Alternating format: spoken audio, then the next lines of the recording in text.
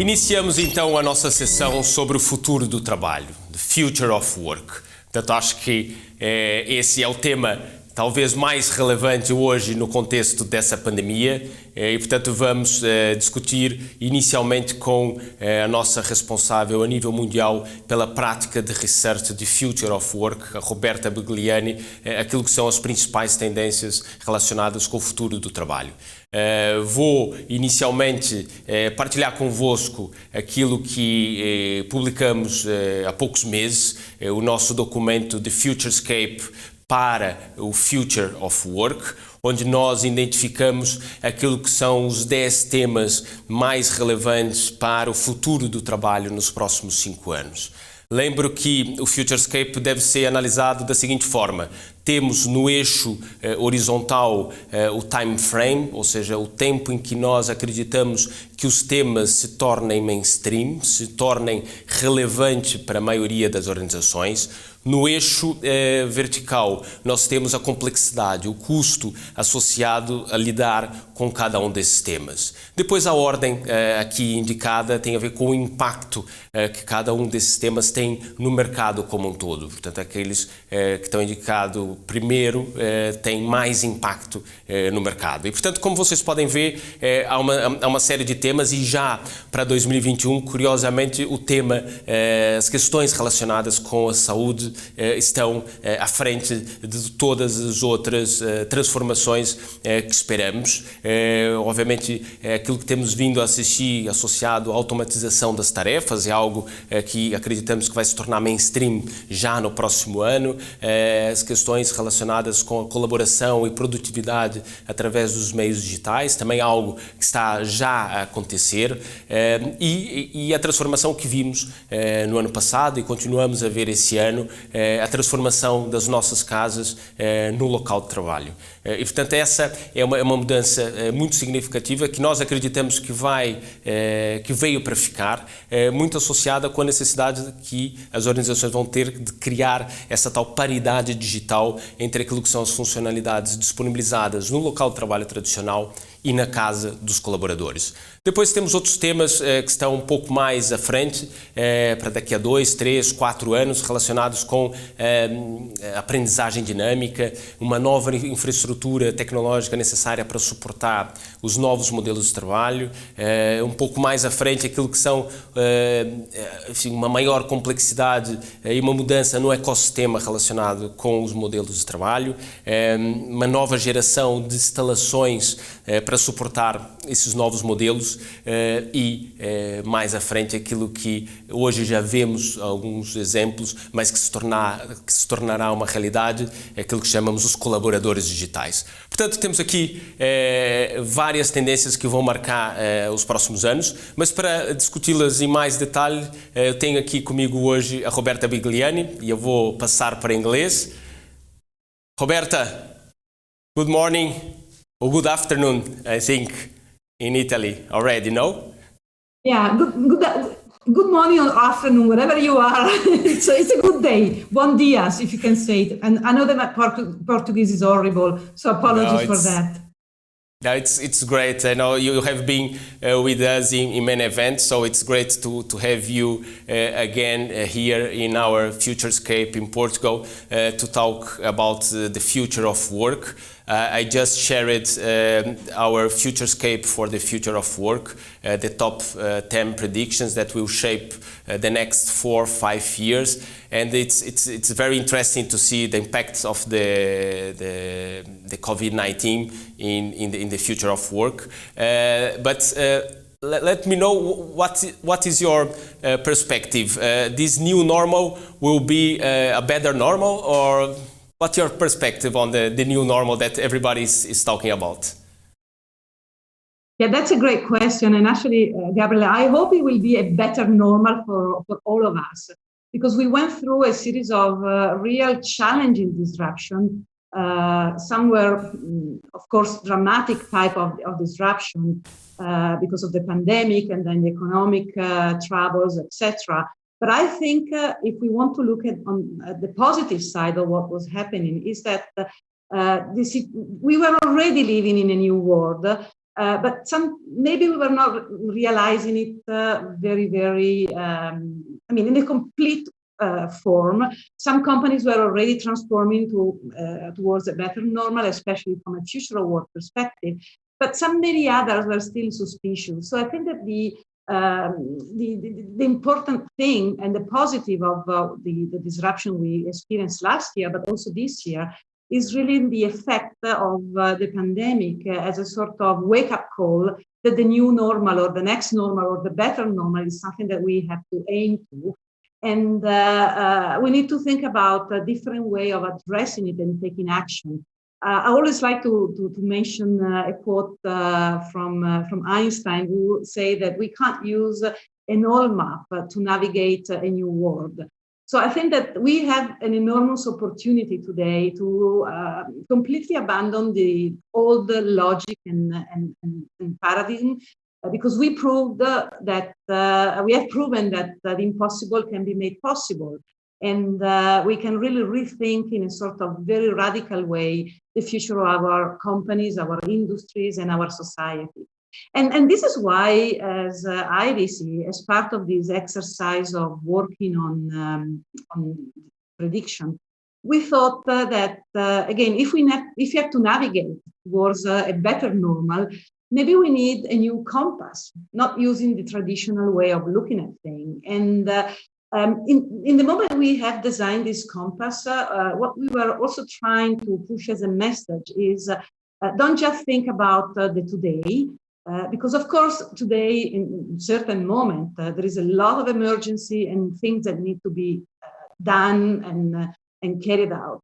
But always try to have a sort of let's say more ambitious way of looking at things and looking at the compass by having your hands in the now, because you have to take action and act very, very quickly. But at the same time, also keep your eyes on the future, because what we are designing today and what we have to think about today is really a future that is different, a present that is different, and is in the interest of all of us as human. And the way we conceive this better normal or the center of the compass is really a human first and purpose driven strategy. Of course, a strategy that is then applied to the concept of what we call the future of work. And we always think that the dimension of space, culture, and force are still very, very important. But probably there are 4 dimensions that we should consider as the first step to take action. And I would say, again, we will have the chance to explain them in a minute, but let me just mention them. On one side, a different way of conceiving the place we work in. Of course, we have to think about the space as a virtual environment, but in these days, the first priority is also to reconceive and reimagine the place where we work. On the other side, a different kind of workforce that we have in all organizations and companies that is made about, of course, we're human because we need to be human-centric, but at the same time is also merged with more digital work. And then a completely different approach to the style of leadership, and also extremely attention to be very agile, very quick in taking action, because the speed of action is something that stay here. And purpose is really a must that has to guide all these dimensions. No, yeah, it's interesting, Roberta, because we have this FutureScape about the impact of the technology, and we end talking about the human part of the future of work. So we all have been under pressure, and we feel that we need to have more empathy with our colleagues, with our clients, and we feel that we need this kind of proposed in order to continue to work almost 24 hours per day. So can you go a little bit more in detail? How do you see this key driver that is the propose and the empathy in the organization? Could you elaborate a little bit more, please? Yeah. Yeah, definitely. And let me also comment on the fact that it's true. We are very much focused as IDC on the technology side of the story, which are extremely important because technology is making possible today what was impossible yesterday, and will continue to do so. But if we want to transform our organization, our companies, and the way we work, we have to have a sort of approach that is a little bit more comprehensive, and it's not just looking at technology, only at people, but it's really taking into consideration the different dimension. And again, I think that probably the first initial step and the first dimension, if you will, that is really at the core of every decision that we need to take and we are taking in these days need to be related to the sense of purpose. I think that was something that was already there. And if I think about company like, for instance, Unilever in the CPG industry, they were already bringing and developing this sense of purpose, and they've proven again with the success that if you have purpose, you are much more successful as a company. You are much more successful in terms of creating the value of your brands, and to use their exact words, people with purpose thrive. So again, this combination between the purpose, who you are as an organization, and the success of your people and the success of your business are extremely, extremely related. And I think that many companies, also because of the pandemic, have discovered that the sense of purpose is not something nice to put on a slide as a sort of mission or core values, but needs to really be the must have, and the core values have to support this purpose and this way of executing.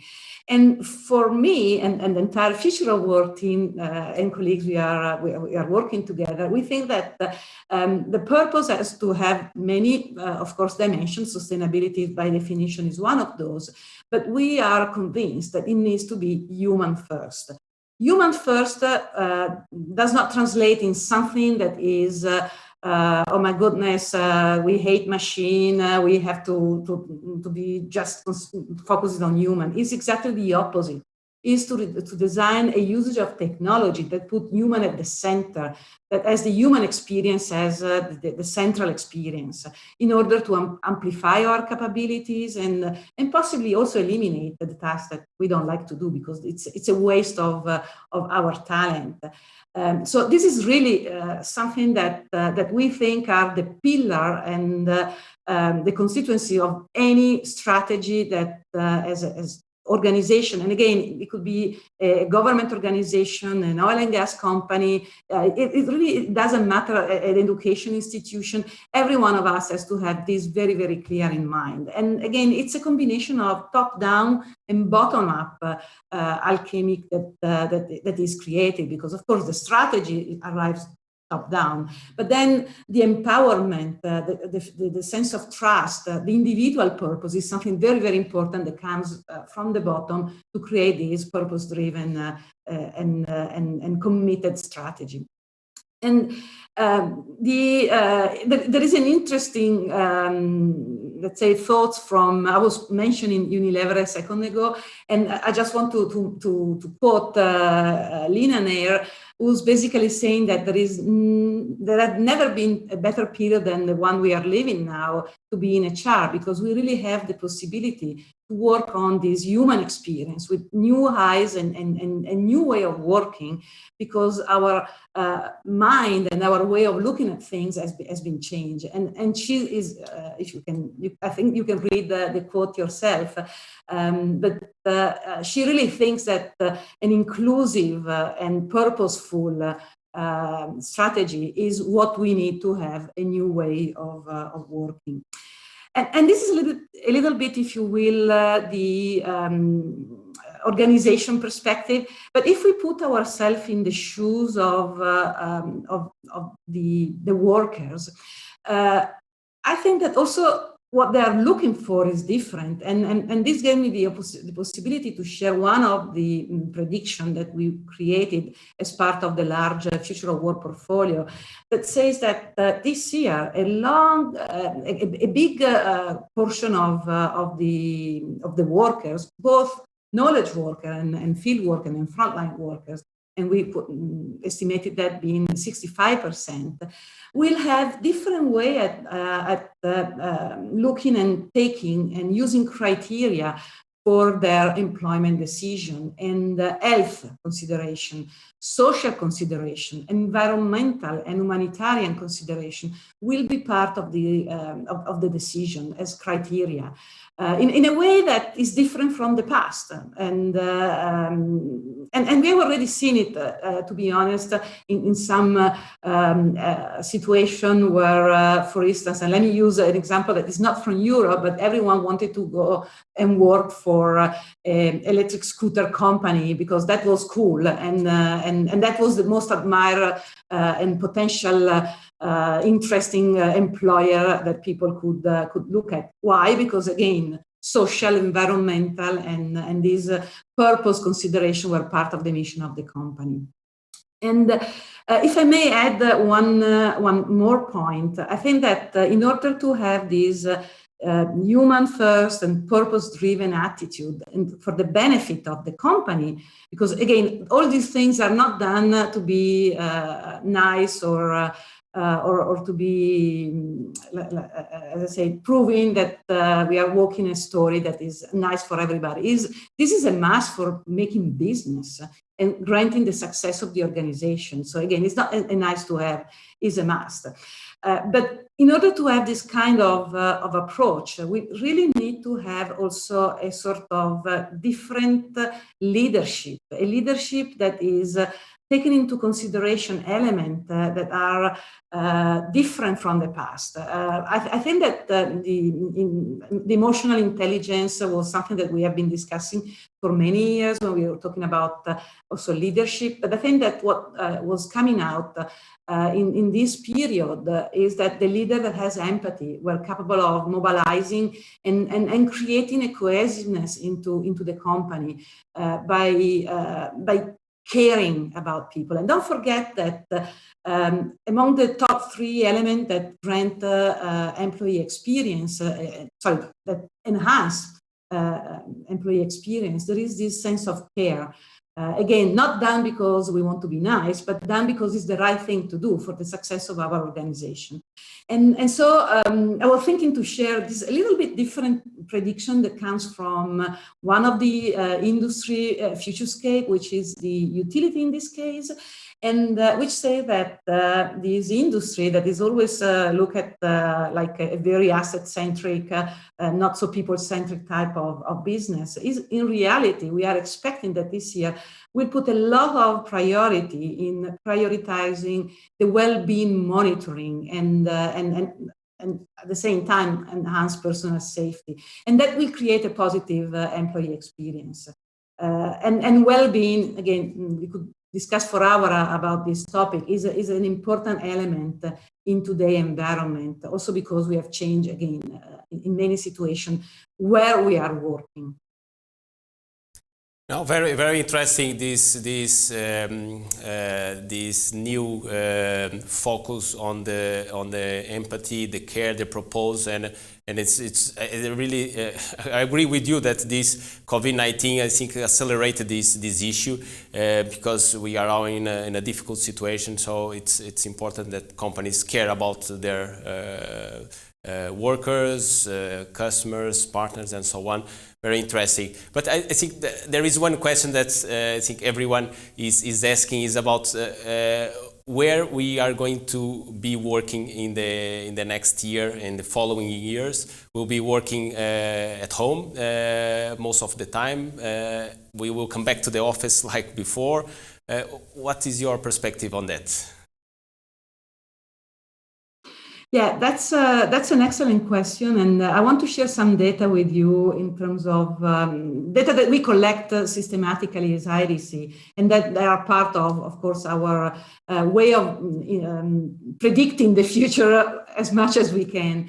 So first of all, let me say that the past is not going to come back. I mean, the now and the future will not be any similar to what was the past. And I don't think anyone wants to have that in the same way. But when we talk about where we will be working remotely or in the office, there are also differences related also sometimes to culture, to the living condition, etc., that are making the decision very different country by country and continent by continent or region by region. And so in the slides, we were trying to share a little bit the different approaches that we have in Europe compared to US or maybe Asia Pacific. And in Europe, we have what I think personally is my preferred answer to your question, which is a hybrid kind of model and a hybrid way of going to the office and working from home at the same time. We were trying to test from a more, let's say, factual way what people think about the environment that will be working in the future.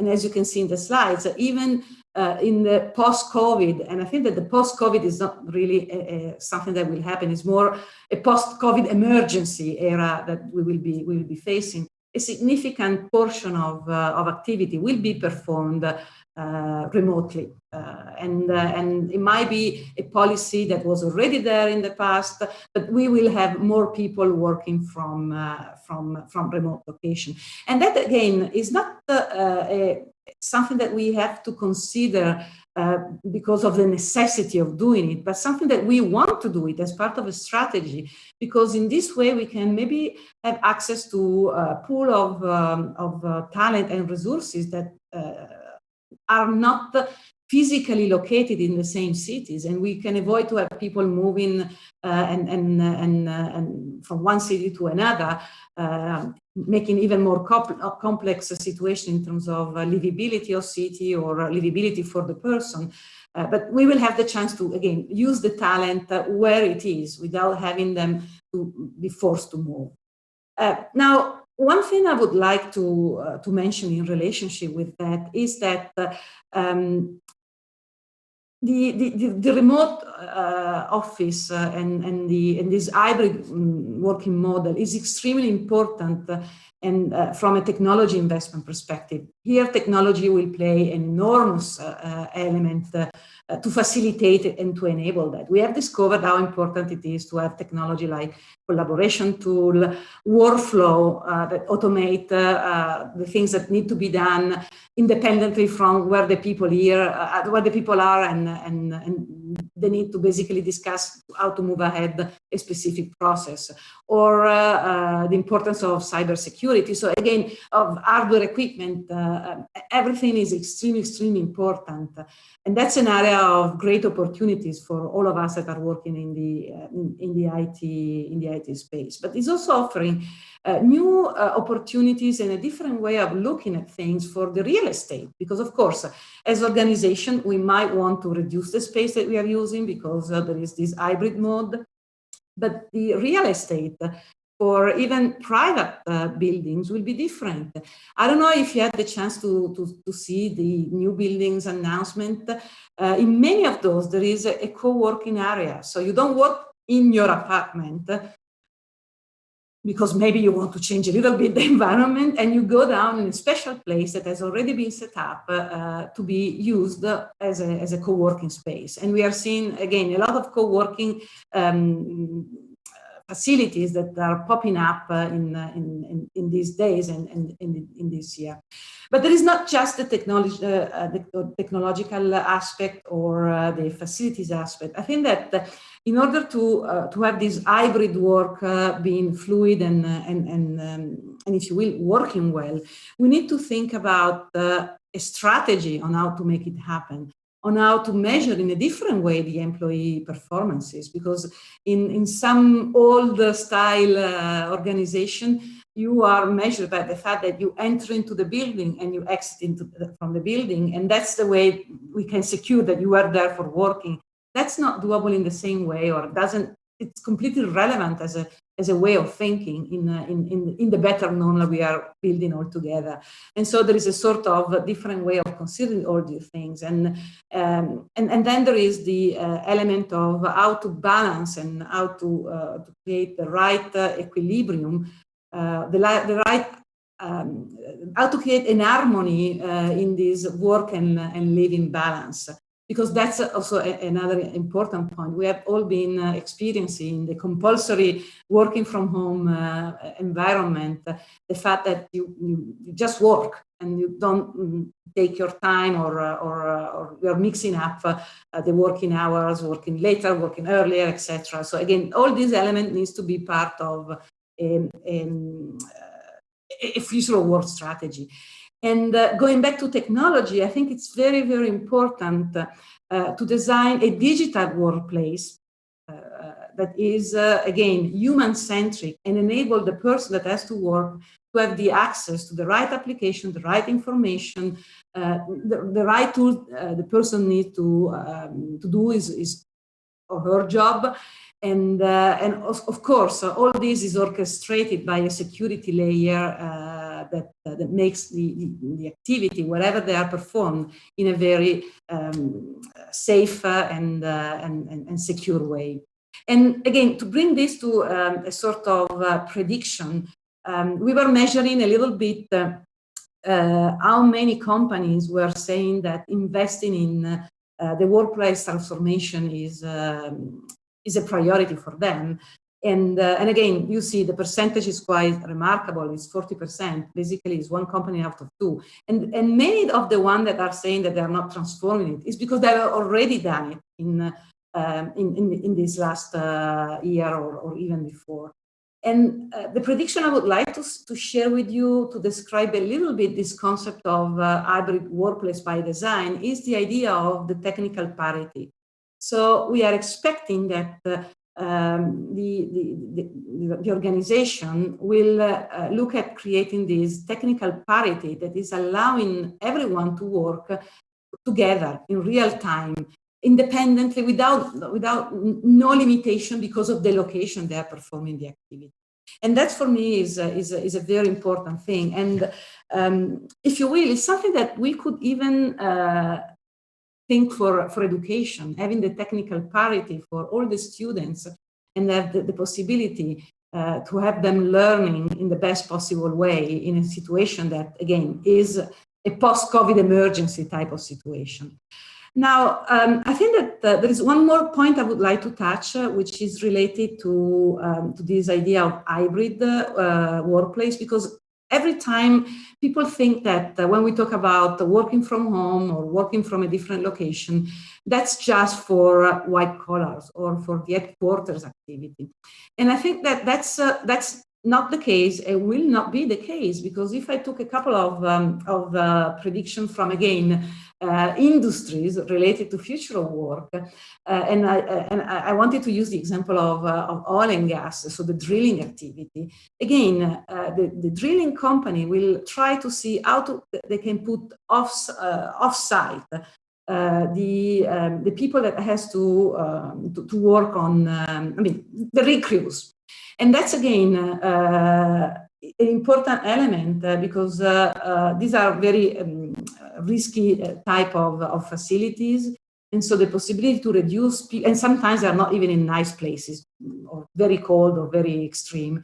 And so the possibility to reduce the people on site, but to secure the operation like if they were on site is extremely important. I've seen a company that's in electricity that is using some robots that for me are like animals, they're like dog, to supervise systematically the offshore facilities they have. Again, that's a way to think about having more remote workplace helped by technology. And the same is for manufacturers. They're trying to look what you can using computer vision, augmented reality, etc., how that you can bring out from the physical facilities some of the activities to have them perform remotely, but like if the people were on site.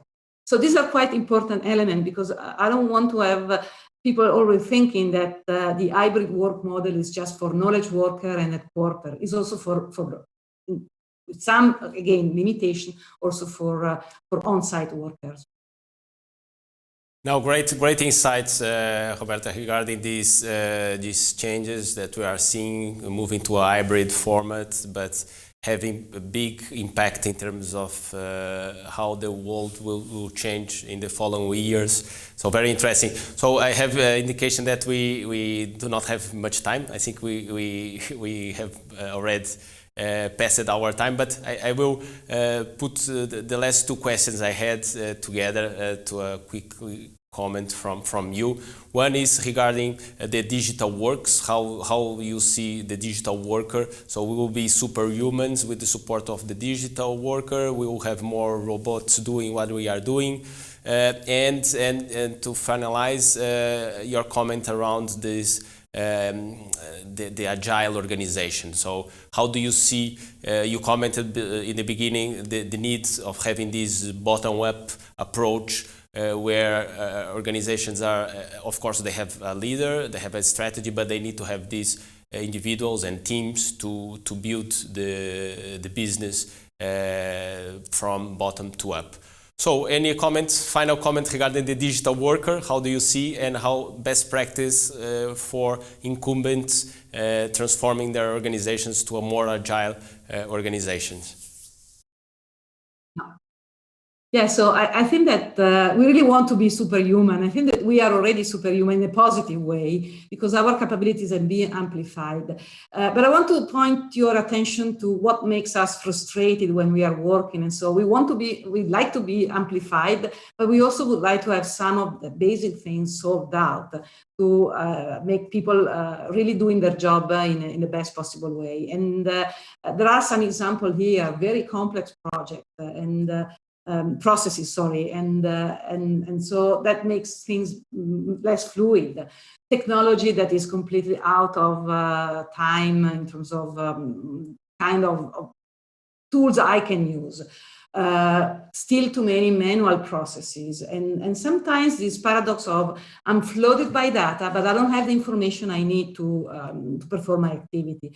And so again, what we have to think about is creating workflows. So amplify our capabilities by automating workflow, adding intelligence and to what we do, and create a more easy way of accessing the information that is much more contextualized. And this is actually bringing me to, if you will, one of the predictions, that is this idea of having co-workers that are helping us in augmenting our capabilities and in managing very complex and processes. And again, in terms of augmentation, I think that there are two dimensions. One is the digital worker that can perform 7x7, 24x24 hours the activity, to really eliminate what is not so interesting for us as human, and then the possibility to be much more performing and more satisfied in what we say by the amplification of our capabilities, amplification that can be both physical with exoskeleton, for instance, but also from a cognitive perspective by, again, leveraging the augmentation. And let me mention, since you were touching upon the organizational aspect, I think that on that we are doing well from a technology perspective. We are trying to create a collaboration platform, etc. But we could do much better if we really change the culture and we accept that agility is like a purpose, is a must. Speed of action is something that we need to be able to perform, and we need to be able to move people from one task to as in the past to other activity to generate outcome, and we need to do it in a way that again is cross-functional, is ecosystem driven, so going beyond the boundaries of the company, and then also understanding that as a purpose, as an organization, we also have to care about the one that need to be reskilled to grant their employability and the possibility for them to perform across different dimensions. We have a prediction about learning that says that we are going to see, in order to make it easier to have this organizational agility, we will see more and more dynamic learning to really support these adaptive and reconfigurable teams, which is an important element. But I think that here the technology can have a phenomenal play, but also the cultural change. So what we said at the beginning, be human first and purpose driven, will help us to design a completely and fantastic better normal for all of us. And thank you very much, Gabriel. I'm afraid that it's such a passionate conversation that I like to share all the findings that we have as IDC on such an important topic. So thank you again for having me today. No, Roberta, it was great for me. So when they told me that we had already 30 minutes, it was kind of, the conversation was really, really good. We could be here 30 minutes or 1 hour more discussing these topics. I really like this vision for the fluid organization. It's very interesting how you match the human-centric, the technology, and this bottom-up, top-down approach with an agile organization to have this fluid way of doing the work. So I really believe, and we are all working for a better normal. So thank you again, Roberta, for sharing with us. It was great, and hope to see you soon, virtually or in presence here in Portugal. Thank you very much. Obrigada.